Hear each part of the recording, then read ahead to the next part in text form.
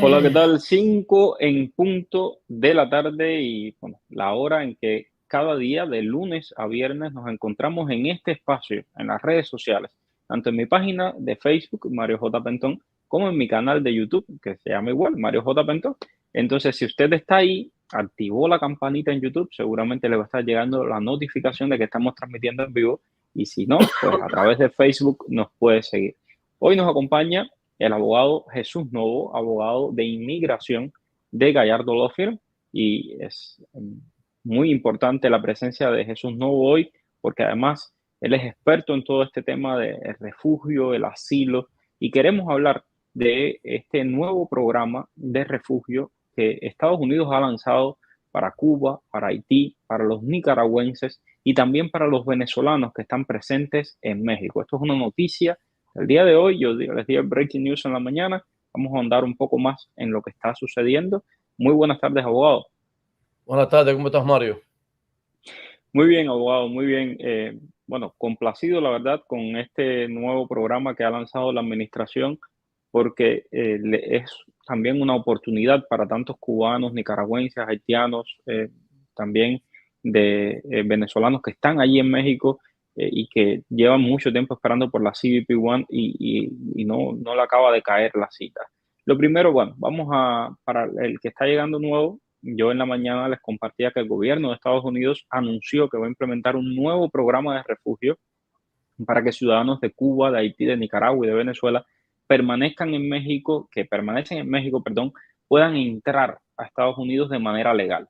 Estados Unidos está tomando medidas adicionales, esto es lo que dijo Jake Sullivan, el consejero de Seguridad Nacional.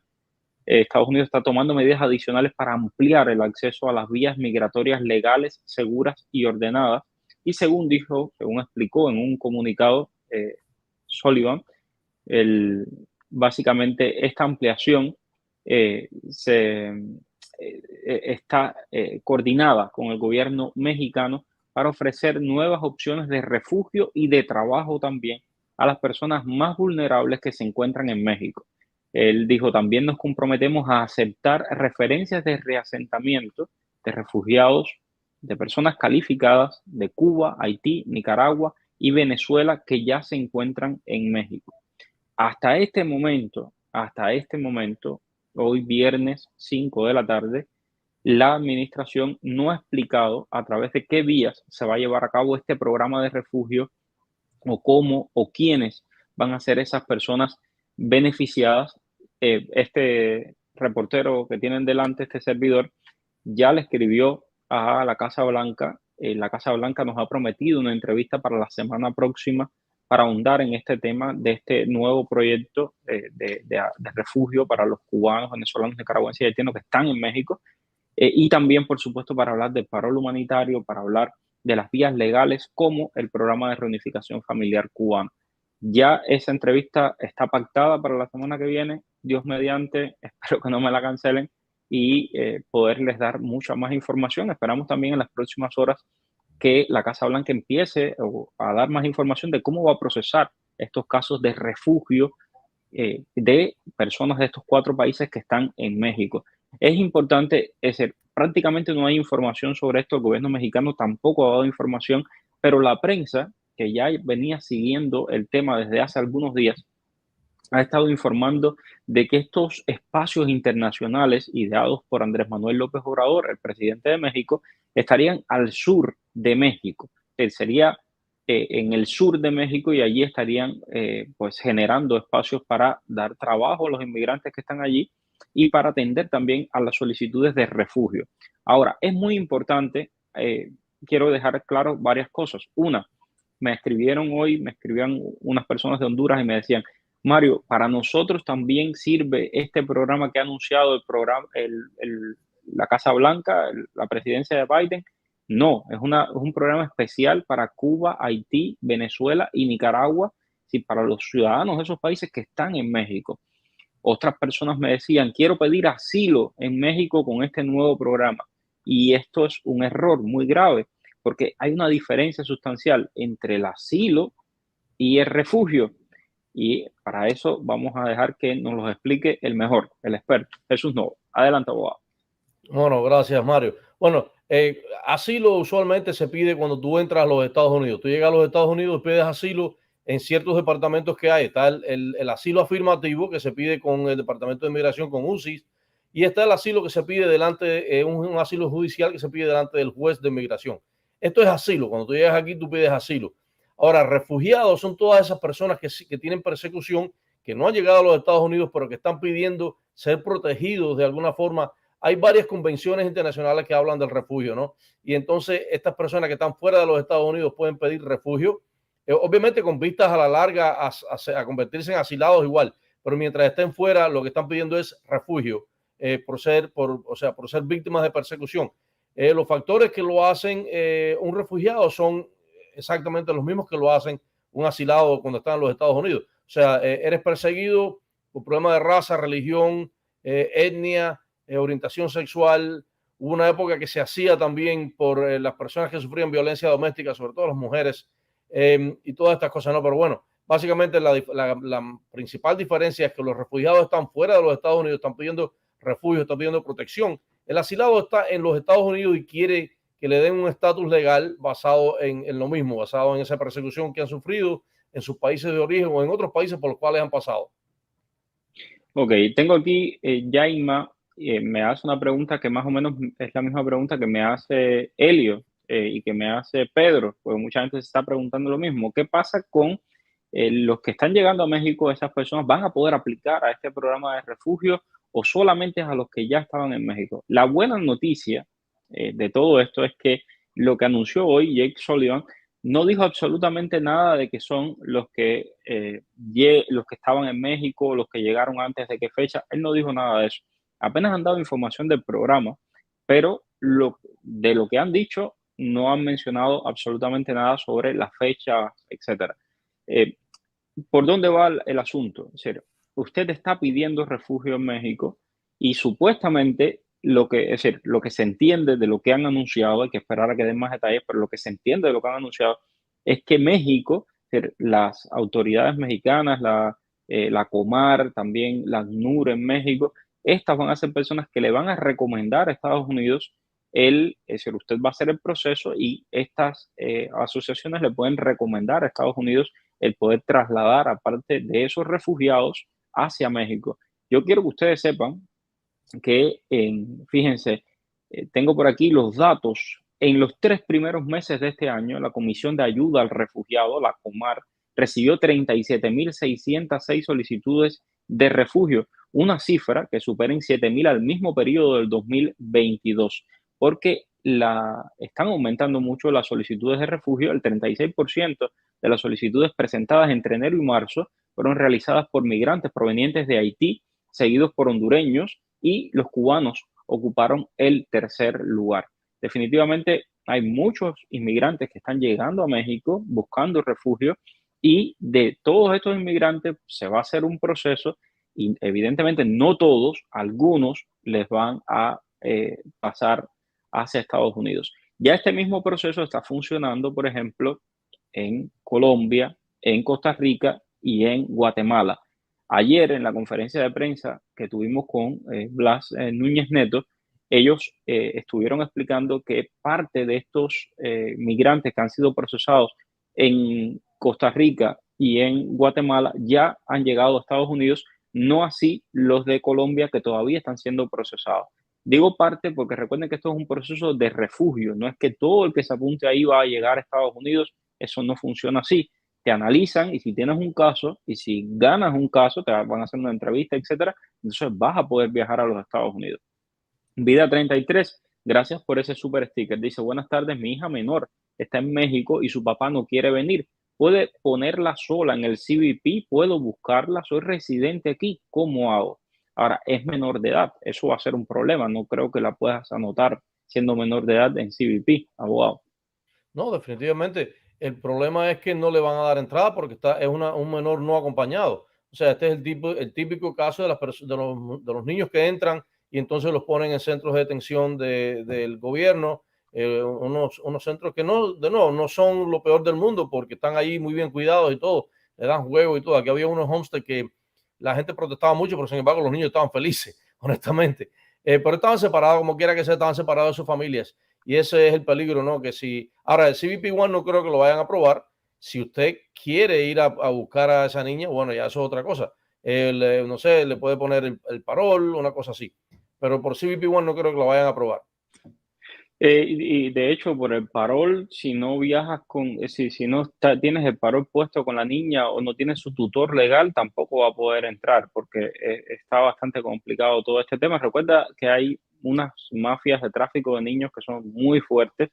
Yo lo que tengo entendido es que, y lo que pasa con los niños que se entregan en la frontera es justamente lo que decía el abogado, lo pasan a un centro de detención aquí, donde está, no es que esté preso, sino que está con otros niños en un foster, en un refugio, y luego los padres pueden también hacer el proceso para retomar la custodia de sus hijos.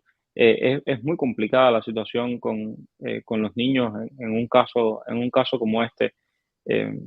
Eh, eso es lo que te puedo decir. Ujú. Sobre todo, Mario, y esto es lo que más nos frustra a veces a nosotros, es que a estos niños no le dan ningún tipo de documentación, o sea, no les dan ni siquiera una I-220A, no les dan parol, no les dan I-220A, no les dan fianza, entonces están como que en el limbo. Hay que llevarlos después a ICE para que ICE los procese y le dé algún tipo algún tipo de documento que después, por ejemplo, los cubanos que quieran aplicar a la ley de ajuste, poder probar que entraron, que fueron admitidos, que fueron pensionados. O sea, en realidad es un poco difícil cuando un niño entra no acompañado. Exacto. En cuanto al refugio, abogado, quiero que nos explique cuáles son las condiciones para ser un refugiado, cómo se puede argumentar un caso de refugio, porque todo eso lo van a necesitar. Ahora mismo tenemos 5.400 personas entre Facebook y YouTube. Todas estas personas que nos están viendo necesitan explicar cuál es su caso para saber si califican como refugiado o no. Por favor, explíquenos cómo uno puede calificar como refugiado y qué pasa una vez que llegan a Estados Unidos, si se convierten en refugiados, qué pasa si llegan a Estados Unidos, cómo se legalizan aquí. Claro, ok, para ser un refugiado se considera una persona que ha sido perseguida en su país. De nuevo, los factores que son principales usualmente son por ideas políticas, ¿no? Tu pensamiento político o tu pertenencia en un grupo que está opuesto al gobierno. Sin embargo, también se aplica a religión. Si perteneces a una religión que es perseguida en tu país, si una etnia también, que una etnia que es perseguida, por ejemplo, el caso de los kurdos en Turquía, estos son personas que pueden aplicar para ser refugiados porque es una etnia perseguida. Si perteneces a un grupo, como decía, perteneces a un grupo específico que el gobierno por alguna razón lo ha marcado y lo persiguen por eso, también eso es otra de las cosas. Ahora, ¿qué debes tener? ¿Qué información? ¿Qué evidencia debes tener? Bueno, debes tener reportes. Sabemos que, por ejemplo, en los países donde hay problemas políticos, los gobiernos no te van a dar un certificado que dice que ellos te están persiguiendo. Entonces tienes que conseguir affidavit, tienes que conseguir declaraciones juradas de personas que te conozcan. Si perteneces a grupos opositores y por eso eres perseguido, pues entonces tienes que tener cartas de ese grupo, tienes que tener evidencia, tienes que documentar. Eso siempre es fuerte porque de lo contrario lo dejas a la imaginación del entrevistador o del juez o de la persona que te vaya a entrevistar, donde vas a pedir refugio. Y entonces, si no tienen elementos para darte el refugio, lo más probable es que te lo van a negar. De nuevo, usualmente es religión, etnia, opinión política, pertenencia a un grupo. Como le decía, antes había también la violencia doméstica, si eras víctima de violencia doméstica. O sea, son factores que tienes que probar que ha sido perseguido por esto. Ahora, otro punto importante, y esto se aplica, por ejemplo, a los colombianos, se aplica mucho. Grupos que no son precisamente del gobierno, pero que el gobierno no puede o no quiere controlar, y esos grupos te persiguen también por tu opinión política, por tu etnia, por tu religión. Como sabemos en Colombia, bueno, en las guerrillas persiguen a mucha gente, les ponen las famosas vacunas a los comerciantes. Bueno, estas personas pueden calificar quizás como refugiados porque son perseguidos por un grupo, a pesar de que no son perseguidos por el gobierno, son perseguidos por grupos que el gobierno no puede o no quiere controlar. O sea, Allí en México, por ejemplo, abogado, disculpe que lo interrumpa, yo conozco por lo que he conversado y porque he estado ahí en México también, a muchos cubanos, venezolanos, nicaragüenses que están amenazados también por estas pandillas narcotraficantes en todas las zonas de México. Estoy pensando específicamente en lugares de México donde tengo buenos amigos que sé lo que han pasado por las condiciones de violencia que se viven allí y eso pudiera ser también una calificación para refugio. Totalmente. Muchas veces vienen clientes a la oficina y nos dicen, no, pero yo soy de un país donde hay estabilidad política. Yo digo, sí, bueno, por ejemplo, México. Pero México puede que sea un país democrático, que el gobierno no te va a perseguir, pero hay grupos que el gobierno no quiere o no puede controlar y que ellos te persigan, que tú seas víctima de persecución por estos factores, definitivamente te hace un refugiado también y puedes pedir refugio. Y si llegas a los Estados Unidos, puedes pedir asilo. Exactamente. Y aquí en Estados Unidos, abogado, una vez que entras como refugiado, ¿qué posibilidades tienes de legalizarte? En el caso de los cubanos y en el caso de las demás nacionalidades. Digo en el caso de los cubanos porque los cubanos tienen la ley de ajuste y entonces no sabemos exactamente si le van a dar un parol como han hecho con otras personas, pero si le dan un parol al año y un día ya no tienen problema. Pero ¿qué pasa con los demás? Claro, las personas que entran como refugiados a los Estados Unidos tienen el derecho a aplicar a la residencia de los Estados Unidos como refugiados, igual que los asilados. Los asilados al año pueden aplicar para la residencia. Es una categoría específica de residencia que tiene ciertas restricciones, ¿no? Por ejemplo, por 5 años no vas a poder regresar al lugar donde tú estás reclamando que eres perseguido y ciertas cosas así, pero definitivamente es un camino a la residencia y por supuesto luego a la ciudadanía sin ningún tipo de problema. Ok, mira, eso es una gran opción entonces, No, sin definitivamente. duda, pedir asilo o ser un refugiado en el extranjero y que venga a los Estados Unidos es una gran oportunidad para legalizarte en Estados Unidos. Exactamente. Yudeisi Arias nos hace una pregunta y nos deja un super sticker. Gracias, Yudeisi, por contribuir con este canal. Dice, hola, el formulario I-131 lo puede llenar cualquier otra persona, un menor que está en Cuba y sus padres están en Estados Unidos o solo lo pueden llenar los tutores legales de ese menor. Ok, me imagino que te refieres al parol avanzado, al advance parole para los niños que vienen, o sea, que están pidiendo, se les está pidiendo el parol y los padres no van a poder traerlos, que van a venir con otra persona. En este caso, tienen que ser los padres los que le van a llenar la aplicación. Ok, tienen que ser los padres los que le llenen ese documento. Obviamente, el tutor lo que va a hacer es acompañarlo, pero el padre es quien tiene que llenarlo. Ibis Peña, muchas gracias también por tu contribución con este canal. Dice, hola Mario, los cubanos con ciudadanía española califican como refugiados. Esto está muy, muy fuerte porque para ser tú tienes una ciudadanía de España. España es un país súper avanzado, súper democrático. Entonces te van a decir, bueno, ¿y por qué no te vas para España?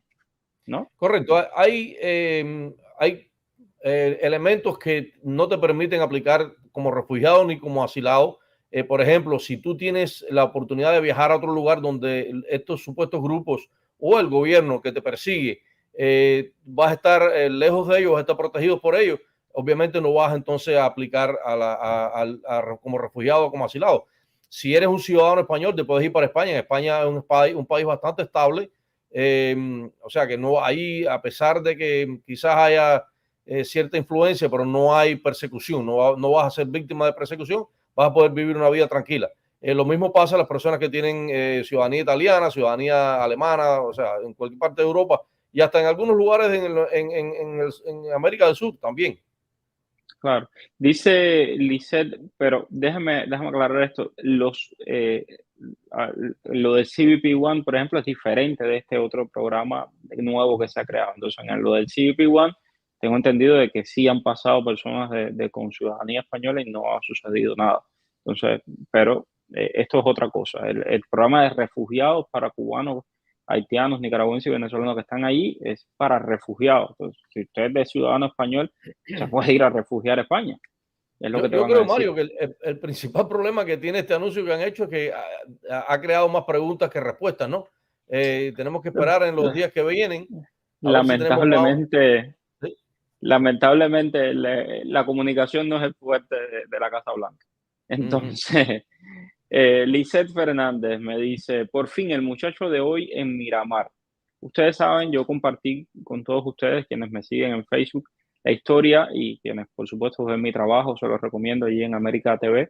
Yo les compartí la historia de un cubano con orden de deportación que el juez le dijo a ese cubano y a otros tantos En Cuba no había dictadura por dos motivos. Uno, porque Obama había restablecido las relaciones con el régimen de La Habana, y segundo, porque Fidel Castro ya se había muerto. Bueno, este cubano y a otros tantos le pusieron una orden de deportación. Hoy fue a Miramar y su peor pesadilla se cumplió, lo dejaron preso.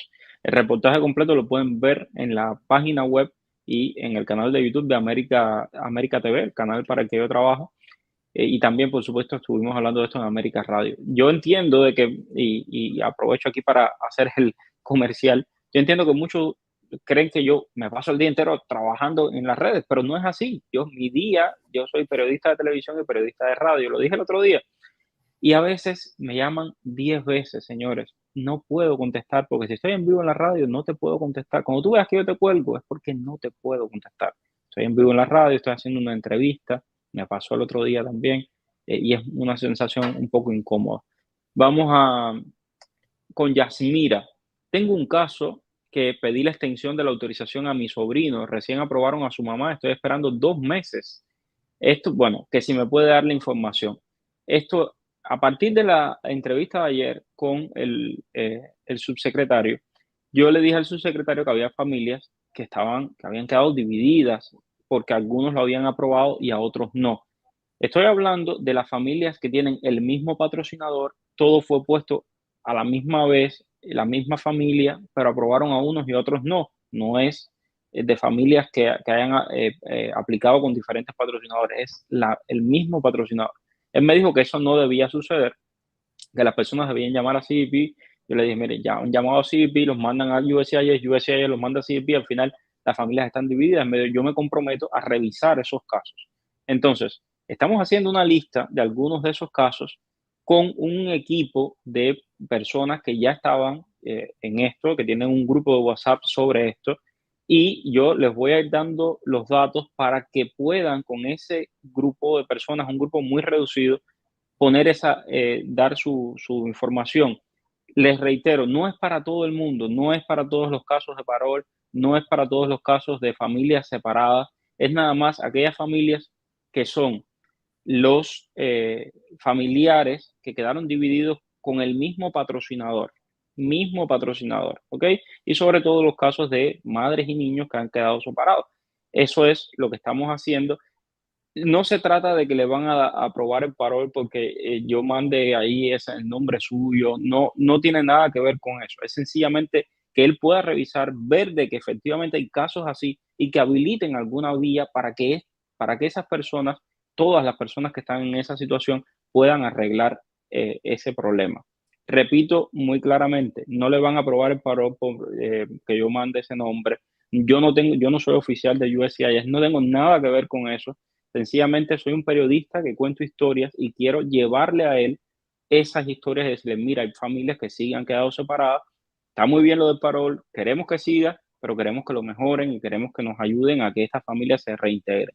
Eso es todo. Entonces, pues siento cierta desesperación por enviarme los nombres no los van a aprobar porque yo envíe los nombres. Espero que haya quedado claro. Disculpen que remache, pero yo sé que es importante.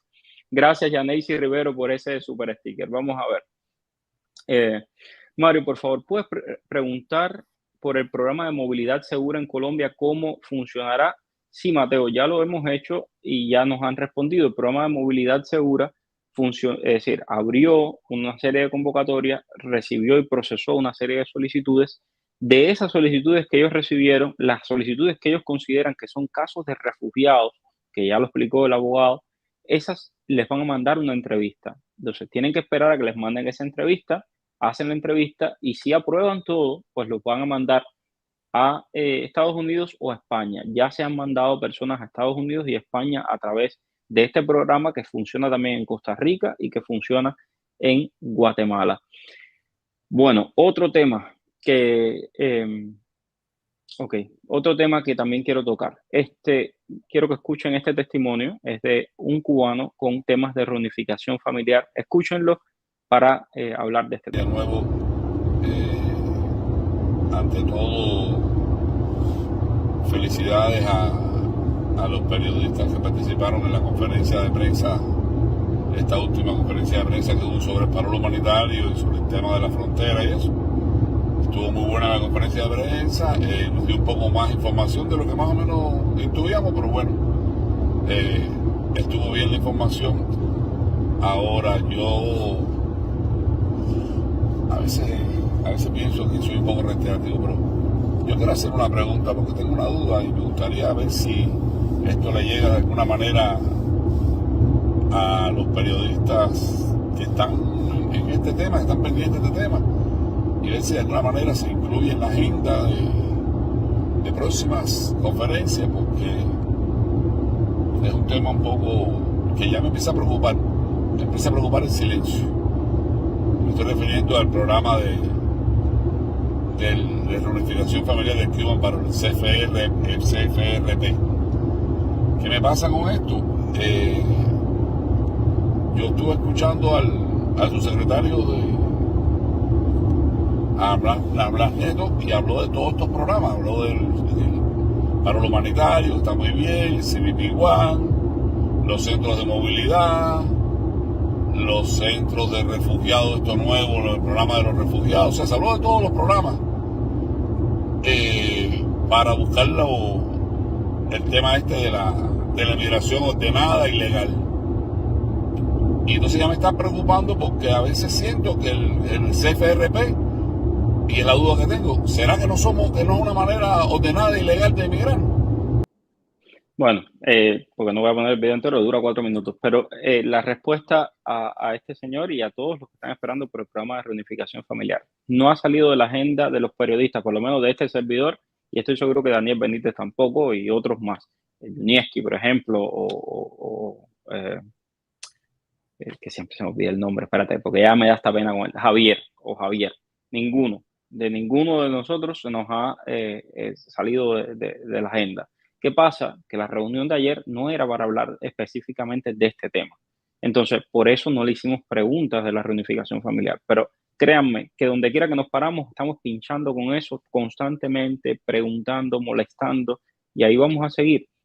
Lo que hay con el paro familiar, yo se los compartí ya aquí. Es decir, están haciendo una modernización del programa que no la han terminado. Esa modernización del programa, ¿qué implica? Lo que me han dicho a mí, algunos funcionarios, off the record. O sea, yo no los puedo citar, pero lo que me han dicho a mí es que están haciendo un proceso para modernizar este programa y que no tengan ni que hacer la entrevista en la embajada. Eso es lo que hay, pero hasta el momento no lo acaban de anunciar. Yo más quisiera ojalá.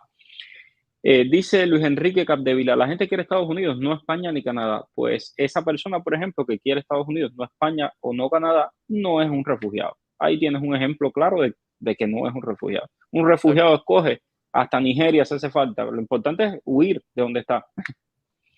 Yulexi Labrada, hola, mi hijo va con su tío para México. Él tiene 17 años y cumple 18 en septiembre. ¿Tendrá problema para aplicar al CBP One por no ir con sus padres? Lo mismo que estábamos hablando, él sigue siendo un menor. En septiembre va a cumplir 18, ya va a tener mayoría de edad para ciertas cosas, y en este caso para eso se considera mayoría de edad. Así que en septiembre, bueno, estamos ya casi que agosto, así que lo que va a faltar no es nada. Pero mientras no haya cumplido los 18 años, se va a considerar un menor y va a tener problemas para entrar con el CBP One.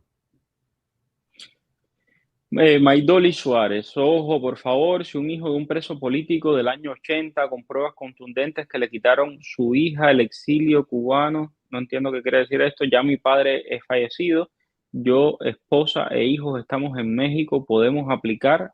Bueno, me imagino que sí, si tienes elementos para probar de que tú has sido perseguida, por supuesto que puedes aplicar. Ok, el padre puede poner el parol a un hijo menor de edad que reside en Uruguay.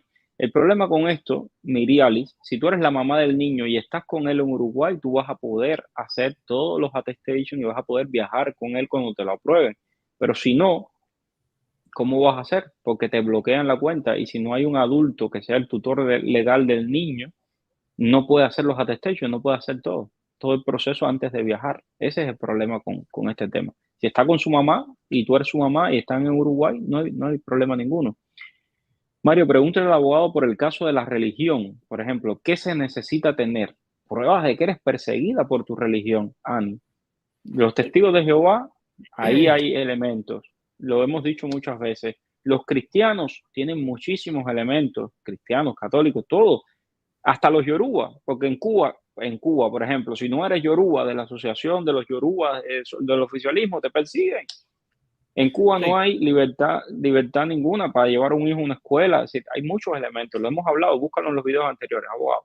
la cuestión de religión hay que enfocarla bien, porque te van a decir, no, pero tú puedes ir a la iglesia si tú quieres, o sea, no te persiguen por ir a la iglesia. Sí, pero es que eso no es practicar la religión. Practicar la religión son muchas cosas, sobre todo las religiones evangélicas que necesitan, o sea, buscar otros feligreses para su iglesia.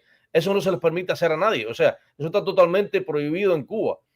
Más allá de que, por ejemplo, los testigos de Jehová que tienen parte de su religión es, por ejemplo, no saludar la bandera, no cantar el himno, no rendirle ningún tipo de tributo a las cosas que no sean de su religión. Eso lo persiguen severamente en Cuba. Eso, por supuesto, son elementos que te hacen un refugiado. Eres perseguido por tu religión, por creer en eso. Y de nuevo, yo gané un caso de asilo aquí porque las personas eran unos cristianos que básicamente querían salir a predicar, eran evangélicos y no se les permitía. Y eso el oficial lo entendió a la larga. Él decía, no, pero yo me sentía muy, mi cliente decía, yo me sentía perseguido, me sentía que estaba restringido en mi práctica de la religión. A la larga el oficial lo entendió porque es verdad. O sea, si tú no puedes ejercer, no puedes practicar tu religión a plenitud, obviamente eres un perseguido. Y sobre todo si te van a castigar por eso, y a él obviamente lo castigaban, lo mandaban citaciones, le mandaban advertencias. Obviamente eso eres un perseguido por tu religión. Y si usted duda de que en Cuba no hay libertad religiosa, usted intente mandar a su hijo a una escuela cristiana, no existe.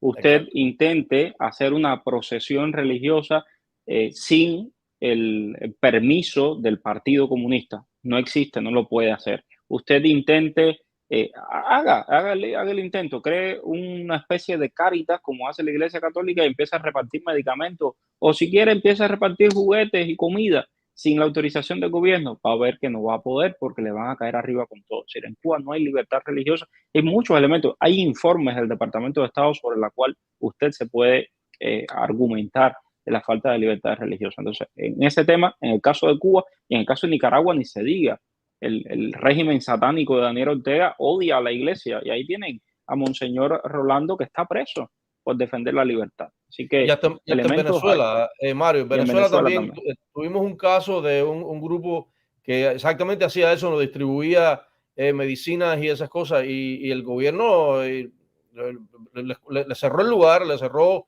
el local que tenían y les advirtió que si los volvían a ver entregando medicina, iban a ir presos todos. O sea, y estamos hablando de Venezuela.